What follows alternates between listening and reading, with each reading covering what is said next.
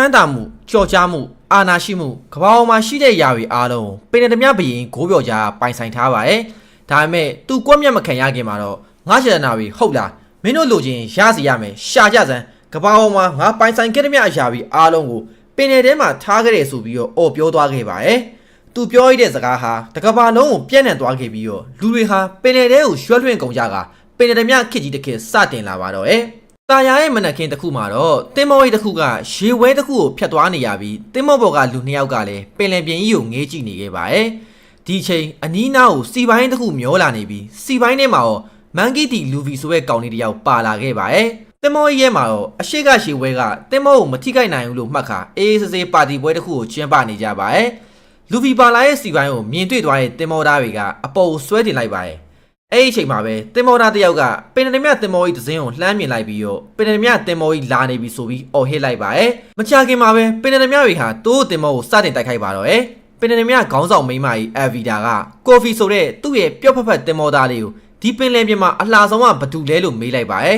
ကော်ဖီကလည်းဒီပင်လယ်သမျှတင်မော်ရဲ့ခေါင်းဆောင်တခင်မကြီးအဗီဒါပါလို့သဘောကျပြန်ဖြေပေးရပါရဲ့သူတို့အားလုံးကခေါင်းဆောင်အဗီဒါကိုအင်မတန်ကြောက်ရပါရဲ့ဒီလိုနဲ့ပင်သမျှတွေကတင်မောချက်တိုင်းတွေကိုဖျက်ဆီးလိုက်ချိန်မှာတော့လူဗီရှိနေတဲ့စီပိုင်းဟာလည်းတင်မောအတွင်းထဲကိုလိမ့်ဝင်သွားခဲ့ပါရဲ့အဲ့ဒီအချိန်မှာပဲပင်သမျှတွေကတင်မောရဲ့စီကိုကျိုးရည်နဲ့တွေ့ပြီးတော့တက်လာပါတော့ရဲ့ကိုဖီကတော့ကျိုးနဲ့ခုန်ကူကမှကြောက်နေရကြောင်းတခင်မအဗီဒါကစူပူကျိမ်းပေါက်နေပြီးကိုဖီကိုပိတ်ကန်လိုက်ပါရဲ့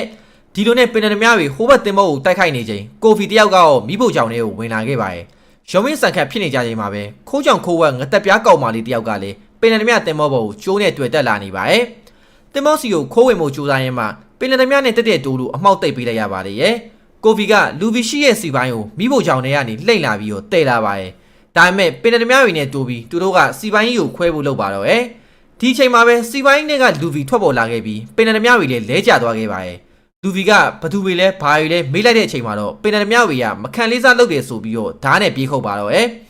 ဒါပေမဲ့လူဗီရဲ့အရှောင်သိန်းတွေကြောင့်ဓာတ်တွေပဲကျိုးသွားခဲ့ရပြီးပင်သမျှတွေရဲ့လန့်ပြီးတော့ထွက်ပြေးသွားပါရဲ့ကိုဗီကတော့လူဗီကိုပင်သမျှတွေထပ်မရောက်လာခင်ဒုက္ခရောက်မှာမလို့အမြန်ပြေးခိုင်းနေပေမဲ့ဘာအောင်မှတက်ကီးမဆိုင်တဲ့လူဗီတယောက်ကတော့ဗိုက်စာရဲဆိုပြီးတော့စားစရာလိုက်ရှာနေခဲ့ပါရဲ့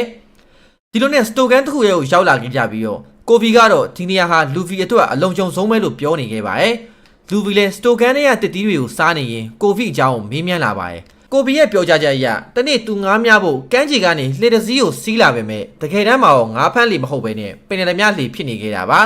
ါဒါနဲ့ပဲအဖမ်းခံလိုက်ရပြီး2နှစ်ကြာသည့်အထိပင်သမျှတင်မောပေါ်မှာခိုင်းပတ်လုပ်နေခဲ့ရပါလူဗီကထွက်ပြေးဖို့အကြံပေးပေမဲ့ကိုဗီကတော့ခေါင်းဆောင်အဗီတာကိုအလွန်ကြောက်တာကြောင့်မပြေးရဲခဲ့ပါဘူး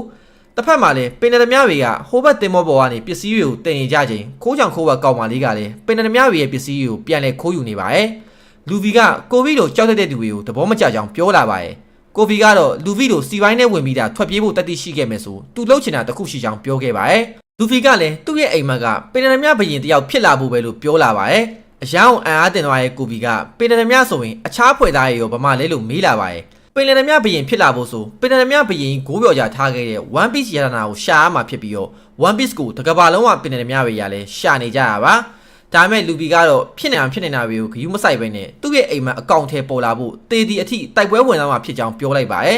ဒီစကားတွေကိုကြားလိုက်ရတဲ့ကိုဗီကသူ့မှာလည်းအိမ်မက်တစ်ခုရှိပြီးရေတက်ထဲဝင်ကပင်သမျှတွေကိုဖမ်းချင်တာဖြစ်ကြောင်းပြောလာပါရဲ့ဒီလိုစကားတွေကောင်းနေကြတော့မှပဲတခင်မာကြီးအဗီဒါရောက်လာပါတော့ရဲ့ပင်သမျှတွေကလူဗီကိုဝိုင်းထားလိုက်ကြပြီးတော့အဗီဒါကကိုဗီကိုပင်နယ်ပြင်မှာဘသူအလှဆုံးလဲလို့ထပ်မေးလိုက်ပါရဲ့ဘာမှမသိတဲ့လူဗီကတော့ဒီရုပ်ဆိုးဆိုးဖတ်တီးမာကြီးကဘသူလဲလို့ပြောလိုက်ချိန်မှာတော့ကိုဗီရောပင်သမျှတွေပါထိတ်လန့်ကုန်ကြပါရဲ့ဒေါနာထွက်သွားတဲ့အဗီဒါလည်းလူဗီကိုစတင်ရှမ်းမှုပါရဲ့ပင်သမျှတွေကလည်းလူဗီကိုဝိုင်းတိုက်ခိုက်လာကြအောင်မလို့လူဗီတယောက်ကတော့သူ့ရဲ့ရောဘာစွမ်းကိုစတင်အသုံးပြုရပါပြီအားလုံးကလည်းအံ့အားတင်သွားကြပြီးတော့လူဗီကတော့သူဟာရောဘာလူသားပဲလို့ပြန်ပြောလိုက်ပါရဲ့အဗီဒါကနတ်ဆိုးတတီအစွမ်းကြောင့်ဆိုပါကိုရှိမ့်မိနေခဲ့ပြီးလူဗီကလည်းသူဟာဂိုမွန်နိုမီဆိုရဲ့ရောဘာအတီးကိုစားထားကြောင်းပြန်ပြောလာပါရဲ့နတ်ဆိုးအသီးတွေဟာရုံတန်းပုံမြင်တစ်ခုလိုဖြစ်နေခဲ့ပြီးတကယ်ရှိမှန်းဘယ်သူမှမသိခဲ့ကြပါဘူးအဗီဒါကလူဗီကိုပင်သမျှမုံဆိုးတယောက်လို့ထင်နေပေမဲ့လူဗီကတော့သူ့တဲ့ပင်သမျှပဲလို့ပြန်ဖြေလိုက်ပါရဲ့တစ်ချိန်တည်းမှာပဲခိုးကြောင်ခိုးဘက်ကောင်မလေးကတော့ပင်သမျှရဲ့ရှန်နာကိုခိုးထုတ်နေခဲ့ပါပြီကိုဗီကလူဗီပြောခဲ့တဲ့ကိုယ့်အိမ်မက်ကိုကိုယ်တိုင်အကောင့်ထဲပေါ်ထုစစ်ရမယ်ဆိုတဲ့အားပေးစကားတွေကိုပြန်ကြားရောက်လာပါရဲ့ဒါကြောင့်ပဲအဗီဒါကိုပင်နယ်ပြင်မှာရုပ်အစိုးဆုံးဖတီးမာကြီးလို့အော်ပြောလိုက်ပြီးတော့ရှေတသားလောက်ကပင်နယ်သမျှတွေကိုလိုက်ဖမ်းတော့မယ်လို့ပြောချလိုက်ပါတော့ရဲ့ စိတ်ရတော်တူနေပြီဖြစ်တဲ့ Avida ကပြဿနာကောင်လူဗီကိုလက်ဆွဲတော်တင်းပုံနဲ့စရိုက်ပါတယ်ဒါပေမဲ့လည်းရောဘာလူသားဖြစ်နေတဲ့လူဗီကတော့ဘာမှမဖြစ်လာဘဲနဲ့ရောဘာပစ္စတိုအကွက်နဲ့ထိုးချလိုက်တဲ့အချိန်မှာတော့ Avida တယောက်အဝေးကိုလွင့်ထွက်သွားပါတော့လူဗီကခေါင်းဆောင်ကျသွားလို့ကြောက်လန့်နေတဲ့ပင်လယ်ဓမြတွေကိုလှေတစည်းတောင်းကရှေ့သက်ထဲဝင်ကျင်နေတဲ့ကိုဗီစီကိုပေးခိုင်းပါတယ်ဒီအချိန်မှာပဲပင်လယ်ဓမြတင်မောနာကိုရှေ့သက်တင်မောတစီရောက်လာတဲ့အခါမှာတော့လူဗီကထွက်ပြေးဖို့လုပ်ပါတော့တယောက်တည်းဆိုရင်အဖမ်းခံရမှကြောက်တဲ့ကိုဗီလည်းလူဗီနဲ့ပဲလိုက်ပါလာခဲ့ပါခိုးကြောင်ခိုးဝက်ကောင်းမလေးကတော့ရန်နာတွေခိုးယူပြီးမလို့ထွက်ပြေးဖို့လုပ်နေပါပြီသူ့ကိုထွက်ပြေးလာကြပြီးမှတော့ကိုဗီက One Piece ကိုဒါရှာမယ်ဆိုရင် Grand Line ဆိုတဲ့နေရာကိုဖျက်သွားရမယ်လို့ပြောလာပါတယ် Grand Line ဆိုတာကပင်လယ်ပြင်ရဲ့တင်းချိုင်းဖြစ်တာကြောင့်လူဗီလဲဒါကြောင့်အဖွဲ့ဝင်တွေစရှာရမယ်လို့ဆိုပါတယ် Avida ပြောခဲ့တဲ့ပင်လယ်ဓမြမုတ်ဆိုးဖြစ်သူဇိုယိုကိုအဖွဲ့ထဲခေါ်ခြင်းပဲမဲ့ကိုဗီရဲ့ပြောစကားအရဇိုယိုဟာလက်ရှိမှာရှေ့သက်စကန်တစ်ခုမှာဖမ်းခံနေရတာပါ